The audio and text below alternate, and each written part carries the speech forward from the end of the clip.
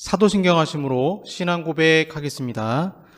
전능하사 천지를 만드신 하나님 아버지를 내가 믿사오며 그 외아들 우리 주 예수 그리스도를 믿사오니 이는 성령으로 잉태하사 동정녀 마리아에게 나시고 본디오 빌라도에게 고난을 받으사 십자가에 못 박혀 죽으시고 장사한 지 사흘 만에 죽은 자 가운데서 다시 살아나시며 하늘에 오르사 전능하신 하나님 우편에 앉아 계시다가 저리로서 산 자와 죽은 자를 심판하러 오시리라. 성령을 믿사오며 거룩한 공예와 성도가 서로 교통하는 것과 죄를 사하여 주시는 것과 몸이 다시 사는 것과 영원히 사는 것을 믿사옵나이다. 아멘.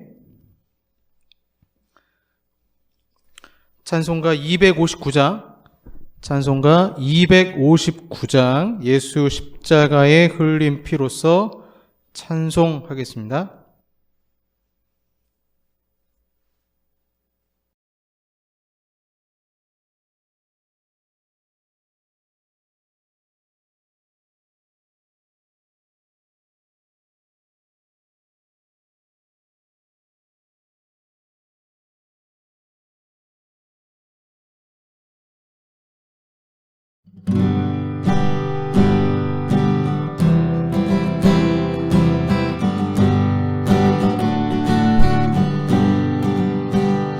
예수 십자가에 흘린 피로써 그대는 씻기어 있는가?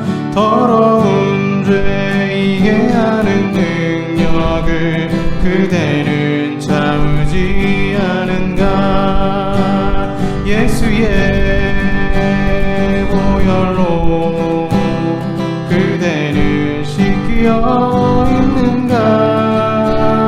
마음속에 여러 가지 죄악이 깨끗이 씻겨 있는가? 주 예수와 밤낮으로 늘 함께 그대는 행동을 하는가? 아무 때나 어디서나 그대는 십자가 붙들고 있는가? 예수의 보혈로 그대는 씻기어 있는가? 마음속에 여러 가지 죄악이 깨끗이 씻기어 있는가? 주님 예수 다시 올 때 그대는 영접할 예복이 있는가? 그대 몸은 거룩한 곳 천국에 들어갈 준비가 됐는가? 예수의 보혈로 그대는 씻기어 있는가? 마음속에 여러 가지 죄악이 깨끗이 씻기어 있는가? 모든 죄에 더러워진 예복을 주 앞에 지금 다 벗어서 샘물같이 솟아나는 보혈로 눈보다 더 희게 씻으라. 예수의 보혈로 그대는 씻기어 있는가? 마음속에 여러 가지 죄악이 깨끗이 씻기어 있는가? 예수의 보혈로 그대는 씻기어 있는가? 마음속에 여러 가지 죄악이 깨끗이 씻기어 있는가?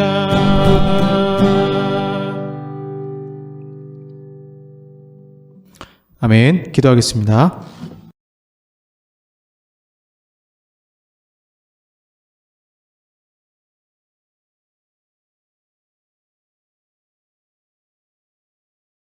사랑의 아버지 하나님 감사합니다. 예수의 보혈로 그대는 씻기어 있는가? 주의 보혈 아니면 하나님께 나아갈 수 없습니다. 주님, 그럼에도 주의 보혈로 우리에게 은총을 주시고 이렇게 아버지 앞에 나와 예배드리게 하시니 주여 감사드립니다. 한 주간도 지은 모든 죄를 주님께 입술로 마음으로 고백하오니 하나님께서 들으시고 역사하시며 또한 한량없는 주의 자비와 사랑으로 이 시간 우리를 품어 주시옵소서. 그러나 저희들 죄를 가볍게 여길 것이 아니라 예수 그리스도를 십자가에 못 박힌 큰 죄라는 것을 알며 두렵고 떨리는 마음으로 여호와 하나님을 경외하는 마음으로 이 시간 예배드릴 수 있도록 주님 인도하여 주시옵소서. 이제 보혈의 능력이란 주제로 주일날 서론을 시작해서 이제 수목금 말씀을 또 살펴보려고 합니다. 보혈의 능력이 임하는 귀한 은혜의 순서들, 은혜 예배가 되게 하시고 보혈의 능력으로 죄 사함 받고 보혈의 능력으로 치유함 받고 보혈의 능력으로 하나님의 놀라운 강건적인 성령의 충만을 받는 은혜가 있게 하여 주시옵소서. 사람의 힘으로 되지 않지만 성령께서 함께 하심을 믿습니다. 집회에 참석하는 모든 이들에게 하나님이 놀랍게 역사해 주시고 하나님의 능력에 장중에 붙들어 주셔서 또한 그 인생에 가지고 있는 여러 가지 문제들이 해결함 받는 귀한 부흥의 시간이 되게 하여 주시옵소서. 이 시간도 주님 말씀 가운데 찾아와 주시고 보혈의 능력을 통하여 하나님을 이 시간 알아가고 경험하게 되는 귀한 시간이 되게 하여 주시옵소서. 예수님 이름으로 기도합니다. 아멘. 네, 성경 말씀 히브리서 9장 11절에서 15절까지 말씀입니다. 히브리서 9장 11절에서 15절까지 말씀입니다. 제가 가진 성경 신약 362쪽이 되겠습니다. 신약 362쪽입니다. 봉독하겠습니다. 그리스도께서는 장래 좋은 일의 대제사장으로 오사 손으로 짓지 아니한 것 곧 이 창조에 속하지 아니한 더 크고 온전한 장막으로 말미암아 염소와 송아지의 피로 하지 아니하고 오직 자기의 피로 영원한 속죄를 이루사 단번에 성소에 들어가셨느니라. 염소와 황소의 피와 및 암송아지의 죄를 부정한 자에게 뿌려 그 육체를 정결하게 하여 거룩하게 하거든 하물며 영원하신 성령으로 말미암아 흠없는 자기를 하나님께 드린 그리스도의 피가 어찌 너희 양심을 죽은 행실에서 깨끗하게 하고 살아계신 하나님을 섬기게 하지 못하겠느냐. 이로 말미암아 그는 새 언약의 중보자시니 이는 첫 언약 때에 범한 죄에서 속량하려고 죽으사 부르심을 입은 자로 하여금 영원한 기업의 약속을 얻게 하려 하심이라. 아멘. 네, 오늘은 보혈의 능력이라는 제목으로 말씀 전하겠습니다. 제가 어린 시절에 엑소시스트 시리즈로 영화를 본 적이 있습니다. 어렸을 때 봐서 굉장히 공포 영화라 충격이었습니다. 그 엑소시스트가 무당이라는 뜻이잖아요.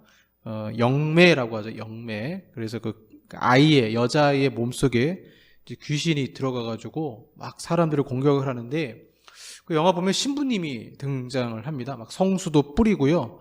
또 주기도문을 외우기도 하고요.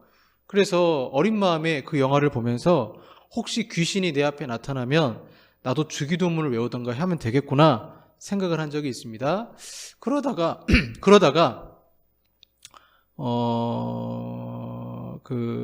이제 전도사가 되고 난 다음에 여러 신앙인들의 간증을 들어보니까 그것만이 전부가 아니더라고요. 주기도문보다 더 확실한 게 보혈 찬송이었습니다. 그러니까 예수님의 보혈을 찬양하고 마귀를 대적해서 예수의 이름으로 명하노니 마귀야 물러가라, 귀신아 물러가라.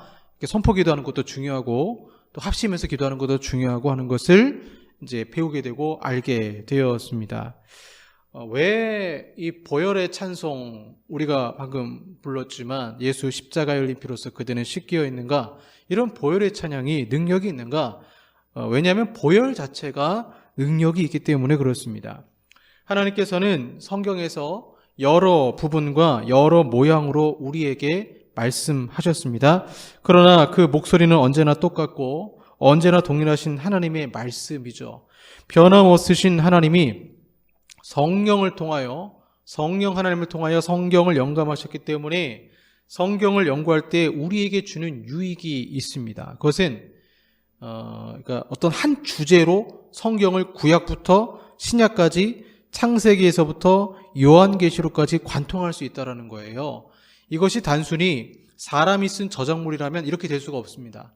왜냐하면 40몇 명의 저자들이 구약부터 신약까지 시대마다 다르게 썼는데 관통된 주제를 가지고 있다는 것은 결국에는 사람을 하나님이 저자로 사용했지만 그 사람들이 글을 쓸 때에, 성경의 저자들이 글을 쓸 때에 성령 하나님께서 감화감동으로 쓰게 하셨기 때문에 하나의 주제로 관통할 수 있다는 거죠. 예를 들면요, 하나님의 나라라는 주제를 한번 생각해 볼게요. 하나님의 나라, 처음에 에덴 동산이었잖아요. 에덴 동산이 완벽하게 성립되기 위해서는 통치하시는 왕이 필요하겠죠. 하나님이 통치하셨고 그 통치를 받는 백성이 필요합니다. 아담과 하가 필요할 것이고, 그리고 그들이 살고 있는 땅이 필요합니다. 에덴 동산에 땅이 있었고요. 그리고 이제 말씀이 있어야 됩니다. 순종. 말씀이 있어야 순종해야 되잖아요. 그러면 이 에덴 동산에서는 선악과가 되겠죠. 선악과를 통해서 피조물로서 하나님께 순종해야 되는 모습을 보여야 했습니다. 그래서 하나님 나라의 네 가지 조건이 통치, 왕의 통치와 그 왕의 통치를 받는 백성과 그 다음에 그 백성들이 살아야 되는 땅, 약속의 땅과 그 다음에 그 땅에서 그냥 통치하는 게 아니죠. 왕은 하나님 말씀, 율법을 가지고 통치를 하죠. 이 말씀, 이 네 가지가 조화를 이룰 때, 네 가지가 그 땅에 있을 때 진정한 하나님의 나라가 되는 것입니다. 이 주제를 가지고 출애굽기에 가보세요. 출애굽기에 가면 그 전에 이제 아브라함에게 하나님이 본토 친척 아베 집을 떠나 땅을 약속하잖아요. 그래서 가나안 땅으로 가라.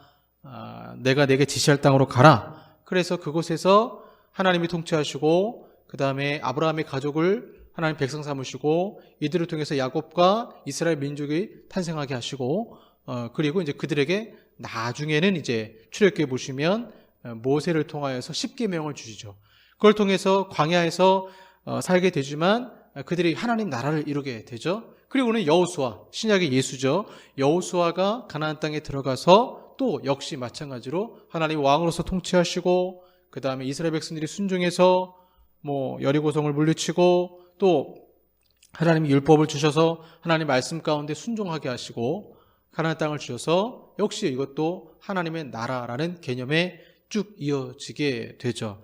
그리고는 이제 사사기에는 사사들이 통치하고 열왕기에 특별히 다윗을 통해서 영원한 나라의 언약을 약속하시고 그리고는 신약시대에 진정한 왕이신 예수님이 오시고 예수님께서 십자가에 달리셔서 물과 피를 쏟으시고 교회가 탄생함으로 이제는 땅이 교회가 땅이 되어서 하나님이 교회를 통해 만물을 새롭게 하시는 하나님 나라가 확장되어지고 마지막에 요한계시록에 보시면 예수님 재림할 때 예루살렘이 재림함으로 완벽한 하나님 나라가 완성되는 것을 보게 됩니다. 하나님 나라라는 주제가 이렇게 창세기에서부터 요한계시록까지 쭉 이어지고 관통할 수 있다라는 것을 보게 되는 것입니다. 그러면 우리가 이제 3일 동안 오늘을 제외하고요. 이제 9월 13, 14, 15일 저녁 7시 30분에 3일 동안 이 관통할 주제가 뭐냐면 제가 예를 든 건 하나님 나라고 3일 동안 관통할 주제는 예수의 보혈입니다. 보혈의 능력입니다. 보혈의 능력.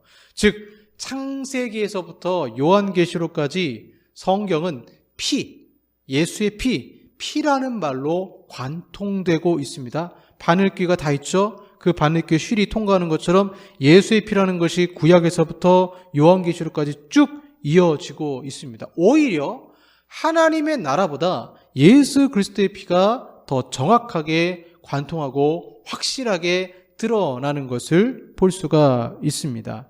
그래서 피에 대해서 성경이 무엇을 가르치는지를 우리가 오늘은 개괄적으로 살펴볼 텐데요. 첫 번째는 구약에서, 두 번째는 우리 주 예수님의 가르침에서, 신약이죠. 세 번째는 이제 예수의 제자들 사도들의 가르침에서, 마지막으로는 이제 계시록에 나타난 사도 요한의 가르침에서 예수의 피가 어떤 역할을 하는지를 살펴보려고 합니다. 자, 첫 번째, 구약 성경에서 피에 대한 가르침을 보겠습니다. 구약에 왜 피가 등장해야 되는가? 잘 아시는 것처럼 에덴 동산에서 아담과 하와가 선악과를 먹고 죄를 지었죠. 그리고 그들은 이제 하나님께서 경고하신 대로, 말씀하신 대로 정령 죽으리라 하셨기 때문에 그들은 이제 죽을 수밖에 없었습니다. 그래서 에덴 동산에서 쫓겨나게 되죠. 아담과 하와가 죄를 지었을 때 그들은 자신들의 수치됨을 보고 무화과 나무 잎으로 그 수치됨을 가렸습니다. 그러자 하나님이 어떻게 하셨습니까? 가죽옷을 지어 입히셨습니다. 죄를 가리는데 무화과 나무 잎이 아니고 가죽옷을 지어 입히셨어요. 가죽옷을 지어 입히려면 어떻게 됩니까? 동물을 죽여야 돼요.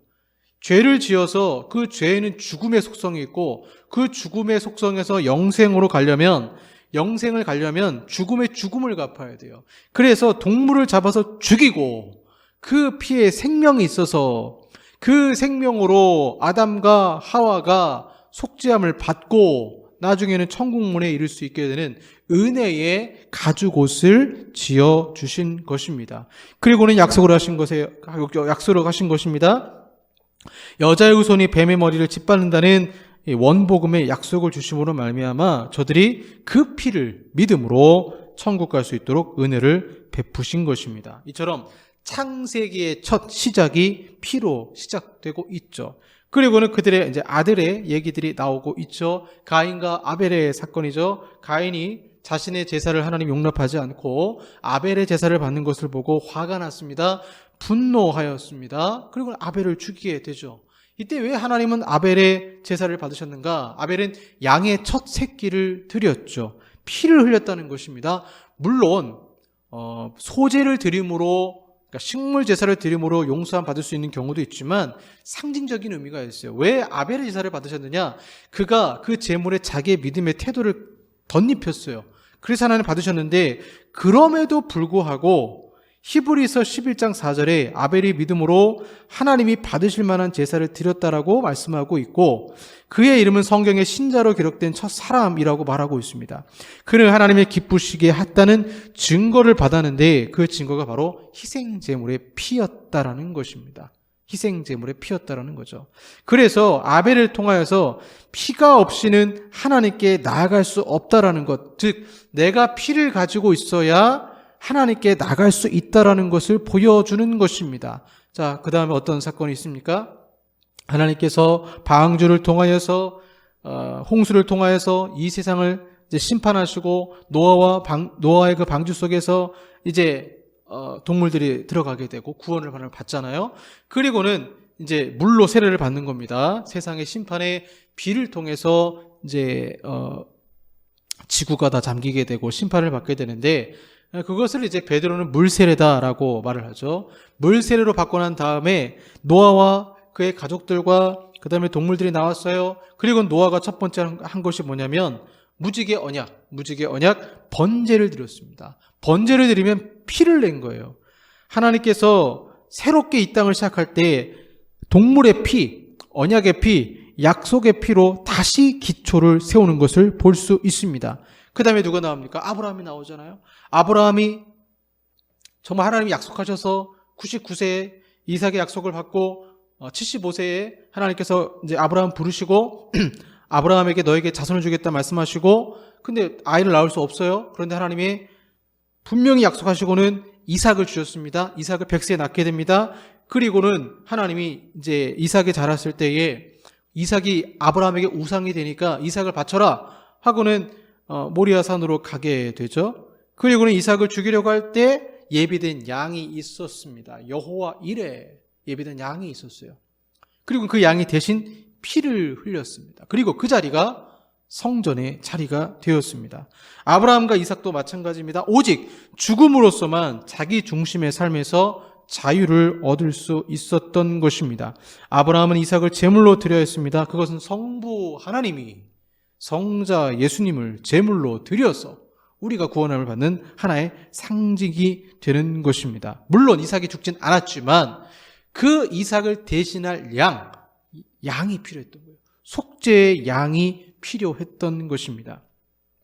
그래서 그 사건을 통해서 아브라함은 부활의 신앙을 고백하고 이삭으로서는 죽었다가 다시 살아나는 것이 바로 이 양의 죽음을 통해서 은혜를 입은 것입니다.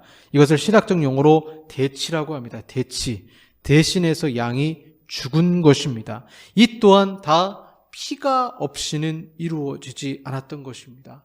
그리고는 아브라함과 언약하실 때에도 재물을 베리트 쪼개시고 지나갈 때 피를 흘리잖아요. 400년 만에 정확히 430년 만에 이스라엘 백성들이 애굽에서 종살이 하다가 다시 가나안 땅으로 돌아오게 될 것이다라고 약속을 하십니다. 이것도 역시 피 언약입니다. 출애굽기에 가보세요. 애굽에 10가지 재앙이 있죠. 그 마지막 재앙이 장자의 죽음인데 어떻게 구원을 받는가? 애굽 사람이든 이스라엘 사람이든 똑같아요. 고센 땅에 따로 살았다고 하지만 죽음의 사자가 유월 패스오버 지나갈 때 피를 문설주에 어린 양의 피를 바름으로써 어떻게 됩니까? 구원함을 받을 수 있습니다. 피를 바름으로써 구원함을 받습니다. 그래서 유대인들은 유월절을 대대로 이어 큰 절기로 지켰던 것입니다. 오직 자기들을 대신하여 다른 대속물, 어린 양이 피를 흘리고 그 피를 뿌림으로써만 생명을 얻을 수 있다는 것을 하나님은 출애굽기를 통해 보여주시는 것입니다. 그리고는 50일 후에 이스라엘의 시내산에 이르렀을 때에 하나님께서 그 언약의 기초로서 율법을, 십계명을 주시게 되는데 그 십계명을 줄 때에도 히브리서 9장 7절에 진술하는 대로 피 없이 아니하는 것이었습니다. 곧 희생 제물의 피가 언약의 당사자인 하나님을 대표하는 제단과 언약의 책 위에 뿌려져 있던 것입니다. 뭐가 먼저입니까? 피가 먼저였다라는 것입니다. 그래서 출애굽기 24장에 피로 세운 언약이라고 말씀을 하시는 거죠. 그 언약은 바로 그 뿌려진 피 속에 그 기초와 효력을 두는 것이었습니다. 하나님과 사람이 언약에 기초한 교제 속으로 들어가는 길은 오직 예수의 피를 통한 길밖에 없었던 것입니다. 그래서 광야 생활 중에 죄를 지으면 또 속죄제, 속건제, 피를 드림으로 그들은 죄 용서함을 받았던 것입니다. 에덴 동산의 입구에서, 아라랏산에서, 모리아산에서, 그리고 애굽에서 미리 그림자로 보여줬던 그것이 이제 시내산 기슭에서 지극히 엄숙하게 확인되고 있었던 것입니다. 언약을 세운 직후 하나님께서는 내가 그들 중에 거할 성소를 그들을 시켜 나를 위하여 지으라. 출애굽기 25장 8절에 이제는 계속 피를 드리는 거예요. 성소를 지어라. 성소를 지어서 죄를 지을 때마다 피를 드려라. 그래야 너희가 용서함 받는다. 그 성막의 성소의 구조는 저 하늘의 성소의 구조를 내가 모세에 알려줄 테니까 오홀리아과 부살레를 통해서 성령 충만한 사람을 통해서 성막을 짓고 성소를 짓고 이제 피를 드려라. 그래서 성막을 딱 만들면 가장 먼저 문을 통과하면 보이는 게 번제단이에요. 번제단은 성소 안에 있는 지성소가 있는데 지성소의 바깥에 있는 지성소가 번제단이에요. 거기에다가 피를 뿌리는 일이 아침부터 저녁까지 끊임없이 계속되었던 것입니다. 성소에 들어가면 금으로 된 향단이 있습니다. 휘장이 있습니다. 휘장 너머에 지성소가 있습니다. 그리고는 언약궤가 있고 속죄소가 있습니다. 그런데 그 모든 것이 피 없이는 온전한 예배가 이루어질 수 없었다라는 것입니다. 그 예배에 있어서 최고의 행위가 제사장이 제물의 피를 받아서 그 피를 뿌리는 행동이었다라는 것입니다. 그래서 구약은 다 피의 이야기가 되는 것이죠. 하나님과 교제를 가는 길은 오직 피를 통해서만 하나님과 교제할 수 있었던 것입니다. 그리고는 이제 예수님이 이 땅에 오셨어요. 새 언약, 옛 언약이 아니라 옛 언약의 전통을 이어받는 새 언약을 이루시기 위해서 이 땅에 오신 예수 그리스도. 그래서 세례 요한이 예수님 보면서 뭐라고 했냐면 곧 세상 죄를 지고 가는 하나님의 어린 양, 출애굽기에 나오는 6월절의 그 어린 양처럼 하나님의 어린 양이라고 표현하면서 근데 또한 그분은 성령으로 세례를 베푸실 분, 하나님이라는 거예요. 하나님인데 어린 양이래요. 하나님인데 어린 양으로 이 땅에 오신 것입니다. 그러므로 어린 양의 피가 뿌려져야만 성령의 부으심이 베풀어질 수가 있는 것이죠. 요한복음 6장을 보세요. 그 53절에 예수께서 이르시되 내가 진실로 진실로 너희에게 이르노니 인자의 살을 먹지 아니하고 피를 마시는 자는 영생을 가졌고 마지막 날에 내가 그를 다시 살리리니 그리고는 본인은 생명의 떡이다. 나를 마셔라. 인자의 피를 마시지 아니하면 너희 속에 생명이 없다. 내 피를 마시는 자는 영생을 가졌고 내 피는 참된 음료로다.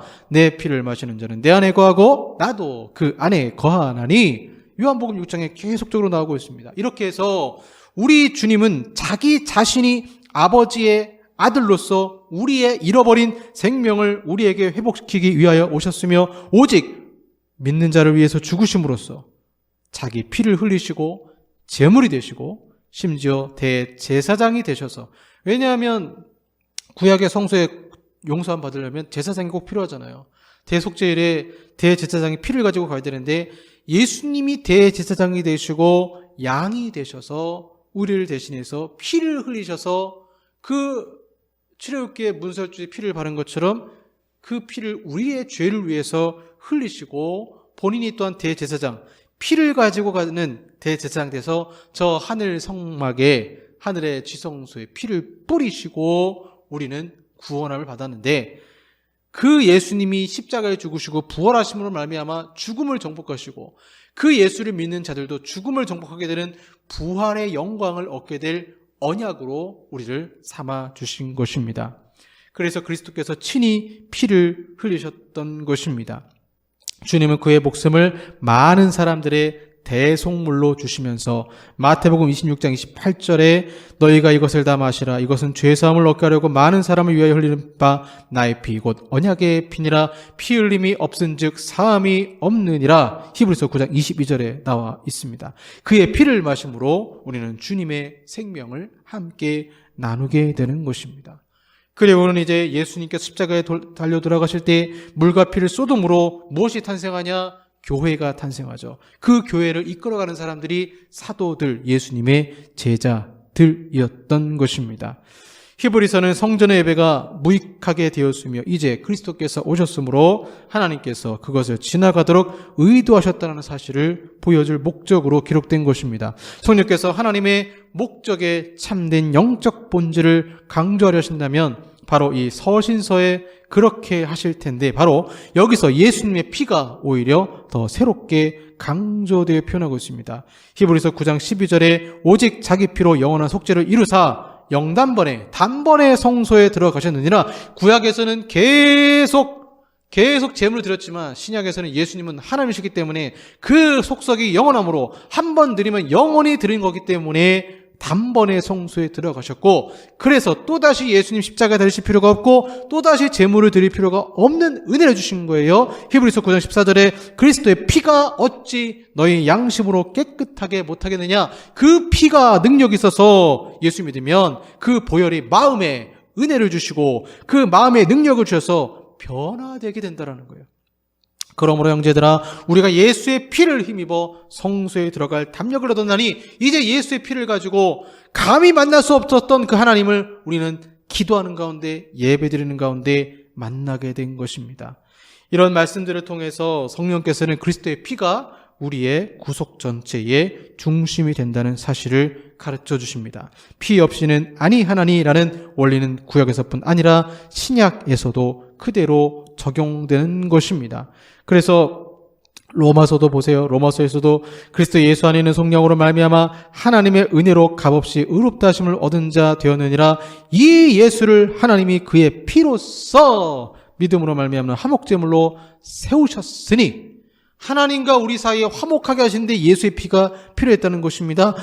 고린도전서에 우리가 축복하는 바 그 축복의 잔은 그리스도의 피에 참여함이 아니며라고 말하고 있습니다. 갈라디아서의 십자가를 말씀하시면서 동일한 의미를 전달하고 있고, 골로새서에서도 그의 십자가의 피라는 표현을 사용하고 있습니다. 에베소 교인들에게는 그는 우리가 그리스도 안에서 그의 은혜의 풍성함을 따라 그의 피로 말미암아 속량 곧 죄사함을 받았으며, 베드로는 순종함과 예수 그리스도의 피 뿌림을 얻기 위하여 택하심을 입은 자들, 그 피뿌림으로 우리가 선택받았다라고 말하고 있고, 사도 요한은 그 아들 예수의 피가 우리를 모든 죄에서 깨끗하게 하심을 확인시켜주고 있습니다. 신약의 모든 말씀들이 모두 피를 언급하고 있고, 피를 그리스도로 말미암는 영원한 구속을 충만히 이루게 하는 능력으로서 찬양하고 있고, 또 성령으로 말미암아 그 능력이 적용된다는 사실을 말씀하고 있습니다. 그래서 예수의 보혈의 능력이 있습니다. 마지막으로 요한계시록에 보시면 요한은 보좌 위에서 일찍 죽임을 당한 어린 양을 봐요. 이 세상에 약속의 인을 떼시는 분이 사자가 아니고 어린 양이에요. 일찍 죽임을 당한 어린 양, 요한계시록 5장 6절이죠. 장로들이 어린 양 앞에서 엎드려서 일찍 죽임을 당하사 사람들을 피로 샀다는 거예요. 우리가 악한 자들의 자녀였는데 예수님께서 우리를 속량하시는데 당신의 피로 우리를 사신 거예요. 사서 하나님께 드렸다라고 말하고 있습니다. 그래서 저 천국에서 부르는 찬양이 예수 보혈 찬양이었다라는 것입니다. 그리고는 요한계시록 7장 14절에 얘는 큰 환난에서 나오는 자들인데 어린 양의 피에 그 옷을 씻어 희게 하였느니라. 수많은 구원받은 무리들이 옷에 보니까 다 흰 옷을 입고 피가 묻어 있습니다. 예수의 피가 묻어 있는 자들이 구원을 받게 되는 것입니다. 그리고 어린 양의 피로 요한계시록 12장 11절에 그를 이겼도다 사탄을 물리친 것입니다. 요한이 바라본 하늘의 영광 가운데서는 어린 양의 피가 없이는 하나님의 위대한 목적들도, 하나님의 아들의 놀라운 사랑도, 그의 구속의 능력도, 그리고 구속받은 자들의 기쁨과 감사도 표현될 수가 없었던 것입니다. 그래서 예수의 피가 요한계시록에도 등장했던 것입니다. 그래서 예수 보혈은 황금실입니다. 황금실. 언약의 실이 관통하고 있다라는 것입니다. 그래서 하나님께서는 피를 통해서가 아니면 죄나 죄인을 다를 다른 길이 없으셨던 것입니다. 우리 인간의 육체와 피를 취하신, 그러기 위해서 사람이 되신 예수님, 하나님이 피를 낼 수는 없어요.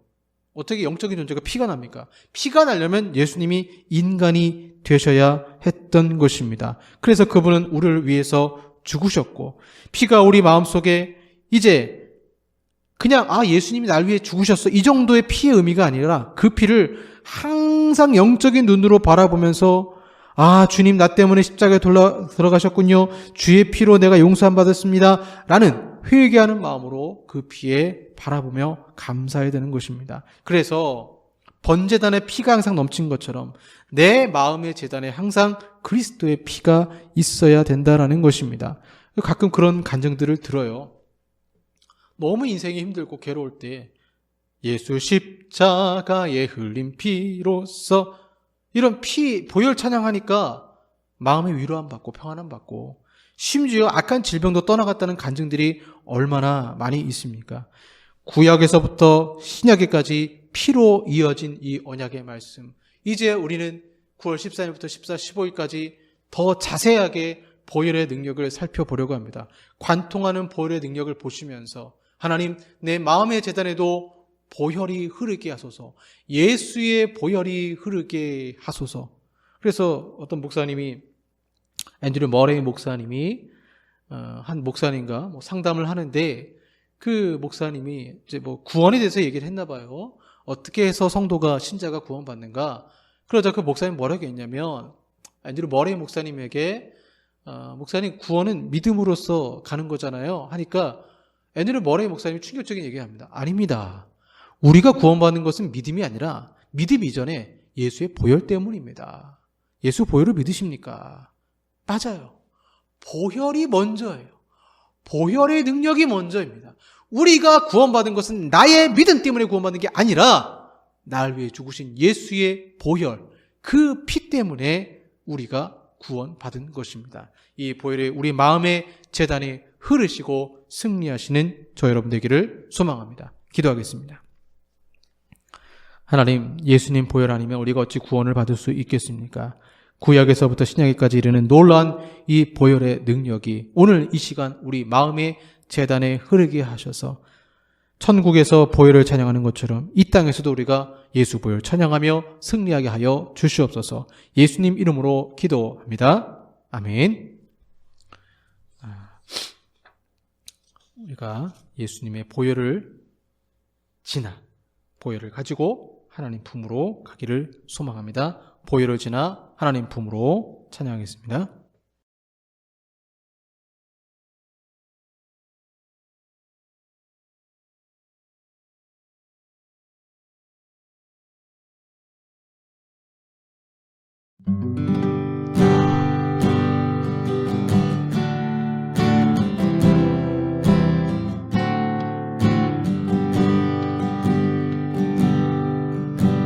보혈을 지나 하나님 품으로 보혈을 지나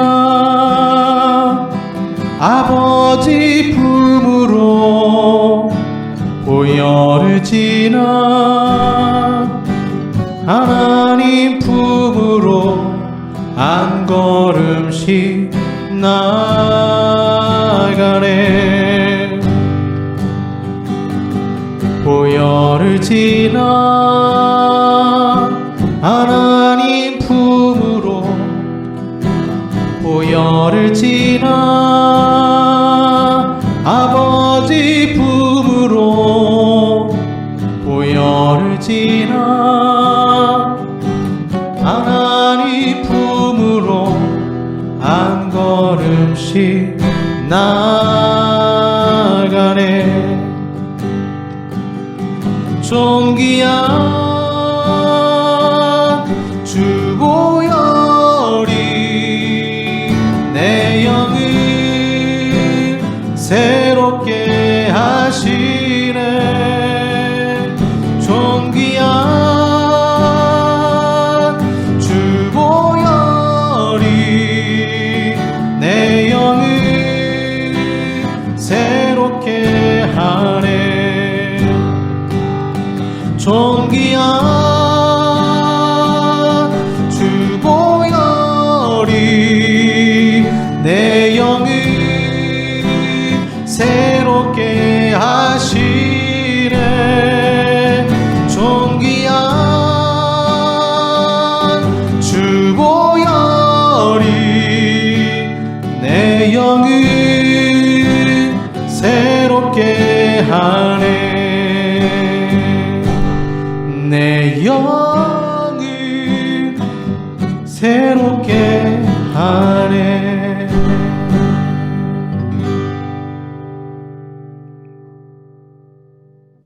기도하겠습니다.